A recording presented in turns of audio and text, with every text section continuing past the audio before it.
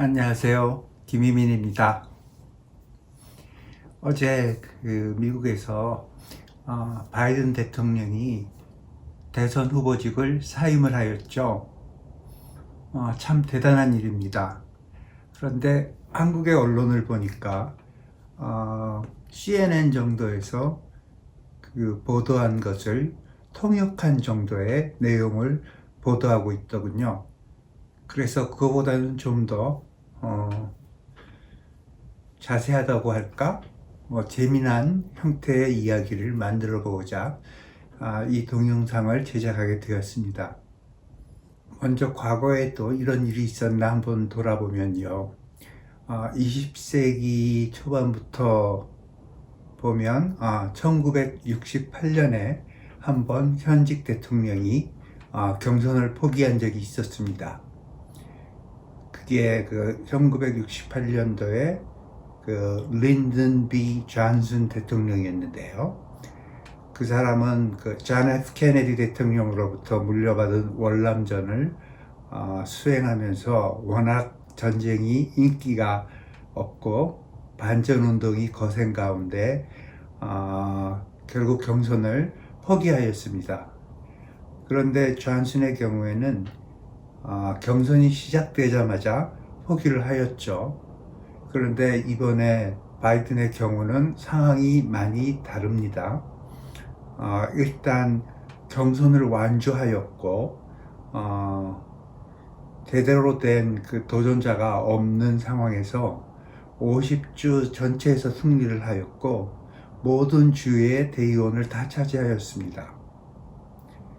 마지막 단계가 이제 롤콜이라고 하여서 각 주마다 주의 이름을 부르면 우리 주의 대의원들은 다 바이든을 지지합니다. 요 말만 하면 끝나는 것이었는데요. 이 마지막 단계를 남겨두고 정당원들의 특히 상원과 하원 의원들의 압박을 받아서 대선 후보가 사퇴를 하였습니다. 이것이 민주적인 일인가요? 경선을 통해서 1등을 한 후보가 자기 의지에 의한 것이 아니고 압박을 받아서 사퇴를 하였어요. 언뜻 들으면 문제가 있게 들리죠. 그러면 왜 미국의 민주당 인사들은 이렇게 무리수를 두어서 현직 대통령을 후보에서 사퇴시켰는가에 대해서 한번 이야기를 나눠보겠습니다.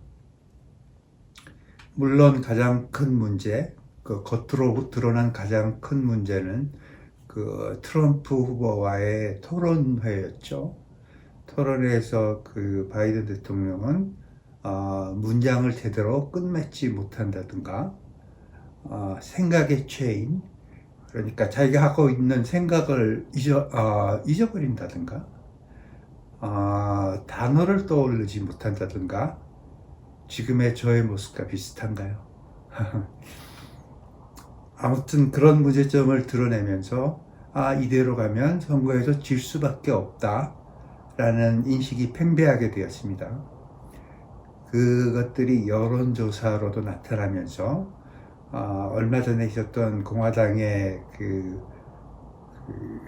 컨벤션이라고 하죠. 전당대회는 완전히 잔치집 분위기였죠. 왜 민주당은 무리를 해가면서도 현직 대통령을 후보에서 사임시켰는가에 대해서 이야기하고 있잖아요. 1번 가장 큰 이유는 현재 세상의 흐름 때문입니다. 달리 말하면 트럼프라는 사람이 나타나서 바꿔놓은 미국의 현재 모습 때문입니다. 트럼프는 자기가 현직 대통령일 때도 미국의 국익보다는 자기 개인의 사익을 먼저 계산하는 사람이었고 법치에는 관심이 없었으며 자기가 하고 싶은 대로 한 사람입니다. 그가 선거에 져서 4년 동안 야인 생활을 하면서 이번 선거를 준비하면서 해온 말들이 예를 들어서 나는 집권을 하면 첫날 독재자가 되겠다. Justice Department, 법무부를 사용해서 나의 정적들을 제거하겠다. 나의 말을 안 듣는 군 장성들을 제거하겠다. 기타 등등을 하여 트럼프가 재집권할 경우에 미국의 모습이 우리가 지금까지 알아온 미국의 모습이 아니고 어찌 보면 민주주의는 없다. 그런 모습으로 갈 수도 있다는 생각들을 하게 되었습니다. 제가 어렸을 때 세계사를 공부하면서 2차 세계대전 이전에 독일과 이태리 사람들이 어떻게 그 히틀러나 무솔리니 같은 사람들의 얄팍한 수에 넘어갔을까 하고 이해를 못했던 적이 있는데요. 자금의 미국을 보면 그 상황이 이해가 갑니다. 트럼프의 이 말도 안 되는 말, 아무튼 이상한 말들을 미국 국민의 절반 가까이가 믿고 있거든요. 트럼프는 정말 거짓말도 잘합니다. 근데 미국의 민주주의가 위기에 봉착했다는 그것 외에도 전 세계적인 파장도 큽니다.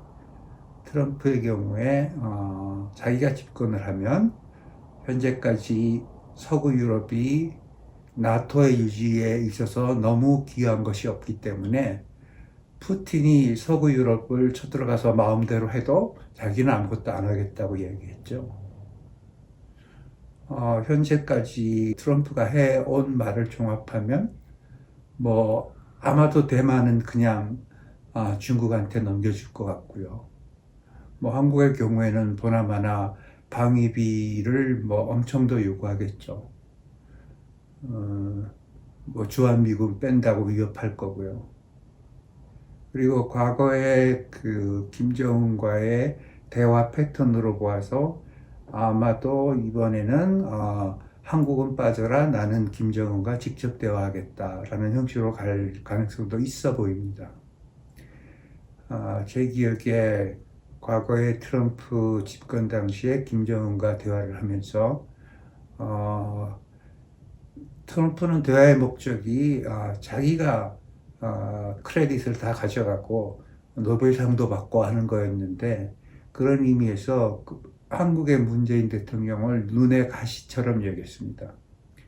그러니까 아마 북한과의 대화도 한국을 빼고 할 가능성도 많고요. 제가 드리고자 하는 말씀은 트럼프가 대통령이 될 경우에 국제 외교 문제에 있어서도 세상이 많이 달라질 것이라는 이야기입니다. 결국 트럼프가 대통령이 되면 미국 국내 정치, 경제 문제가 다 상황이 달라질 것이고, 세계적으로도 수백만에 이르는 사람들의 운명이 달라질 수도 있는 그런 중차대한 선거가 2024년 미국 대선이 되었다는 이야기입니다. 그런 점에서 민주당은 져서는 안 되는 선거일 수밖에 없고, 그렇기 때문에 바이든 대통령이 경선에서 압승을 했지만 선거에 이길 확률이 없어지자 아래로부터의 반란을 통하여 후보를 바꾸게 되는 그런 현상이 벌어지게 되었습니다. 미국의 민주당원들이 선거에 이길 가능성이 거의 없는 바이든 후보를 무리를 해서라도 내려앉힌 이유가 하나 더 있는데요. 두 번째 큰 이유가 있습니다. 그거는 미국의 선거제도와 관련이 있는데요. 미국의 경우에는 대통령 임기가 4년, 하원의원 임기가 2년, 상원의원 임기가 6년이에요. 그래서 짝수회는 항상 11월 달에 선거가 있게 되어 있습니다. 2년마다 그 하원의원의 전원을 다시 선출하고, 또 2년에 한 번씩 그 상원의원의 3분의 1을 선출하고, 4년에 한 번씩 대통령을 선출하고, 또 주지사도 2년에 한 번씩 3분의 1을 바꿉니다. 그런 식으로 선거들이 이렇게 한꺼번에 치루어집니다. 그러면 4년에 한 번씩 열리는 대선이 있는 해의 경우에 투표용지를 보면 제일 위에 대통령 후보가 나오고 뭐 상원의원 후보, 하원의원 후보, 뭐 주지사 후보, 또 그 지방의회 후보들, 그리고 이제 미국은 연방제니까 주별로 정책을 달리할 수 있고, 그래서 그 주별 그 주민투표도 많이 포함이 됩니다. 그렇기 때문에 그 미국의 투표용지는 아주 길어요. 많은 그 카테고리에 걸쳐서 투표를 해야만 합니다. 그런데 만약 민주당 대선 후보가 아주 인기가 없다면 사람들이 투표를 할 때 제일 위에 공화당을 찍은 후에 상원, 하원, 뭐 주지사를 민주당을 찍느냐, 그런 일은 별로 없다는 것이죠. 그걸 우리가 이제 스플릿 티켓 보팅이라고 하는데요. 그런 분할 투표는 자주 일어나지 않고 한번 대통령의 동그라미를 하면 그 당에 쭉 동그라미를 하게 된다는 것이죠. 그러니까 대선 후보가 약하면 상하원 후보도 또 주지사 후보도 같이 떨어질 수 있다라는 현상이 생깁니다. 또한 뭐 민주당 지지자가 이번에 민주당 대선 후보가 마음에 안 들어서 투표를 포기한다 라고 하면 상원, 하원, 주지사 후보들은 자기가 얻었어야 할 투표가 그냥 날아가게 되는 그런 현상도 가능합니다. 그렇기 때문에 그 대선 후보가 약할 때는 의원들도 같이 떨어지는 현상이 있어서 미국의 경우에 그 의회나 주지사 선거의 후보들이 그 대선 후보의 비인기도에 이번과 같이 아주 강력하게 반응을 하게 됩니다. 물론 아까도 말씀드렸지만 이런 현상이 자주 있는 것은 아니고 이번에 특히 심했죠. 그래서 20세기 들어서 두 번째 있는 일이다 라고 말씀드렸어요. 아무튼 바이든의 그 대선 후보 사태에 대해서 지금까지 말씀드렸고요. 여기서 좀 더 재미있는 이야기를 첨언하자면 일렉터릿과 셀렉터릿의 차이, 그러니까 일렉터릿은 그 투표자를 이야기하죠. 그래서 뭐 나라의 장래를 투표자들이 정하느냐, 선거를 통해서, 아니면 실제로 국가의 장래를 움직이는 사람들은 투표자보다 훨씬 소수에 숨어 있는 사람들이냐, 뭐 이런 이론들이 정치학에 존재합니다. 그거를 이번 그 상황에 대비하자면, 이번에 그 상하원의원 합쳐서 약 40명 정도가 공개적으로 바이든의 후보 사퇴를 요구했고, 그로 인해서 바이든이 후보를 사퇴한 것으로 되어 있는데요. 실제로 바이든의 후보 사퇴를 유도한 것이 40명 가까운 의원들이었느냐, 아니면 그거보다 훨씬 소수의 몇 명, 눈에 띄지 않는 몇 명이 유도한 것이냐, 이런 거에 대한 논의도 재미있을 것 같고요. 그 다음으로는 이제 공은 부통령인 카말라 해리스한테로 넘어갔죠. 지금 현재까지 민주당에서 그 카말라 해리스에 도전을 해서 내가 대신 나오겠다라는 사람은 나타나지 않고 있는데요. 카말라 해리스는 특성이 있죠. 여성이고 또 겉으로 봐서는 흑인인데 가계를 따져보면 흑인과 아시아계가 섞여 있는 사람입니다. 그러면 과연 미국의 시민들이 흑인 여성을 대통령으로 맞을 준비가 되어 있는가에 대해서 우리가 한번 짚어볼 필요가 있습니다. 이런 이야기들이 뭐 미국의 선거에 대해서 앞으로 나눌 수 있는 재미있는 이야기들이긴 한데요. 제가 보니까 유튜브에서 동영상이 너무 길면 많이들 안 보시더라고요. 그리고 저도 이야기를 오래 하면 너무 힘드니까 오늘은 여기까지만 이야기하고요. 방금 말씀드린 그런 이슈들은 또 며칠 후를 위해서 남겨놓기로 하겠습니다. 말씀 들어주셔서 감사합니다.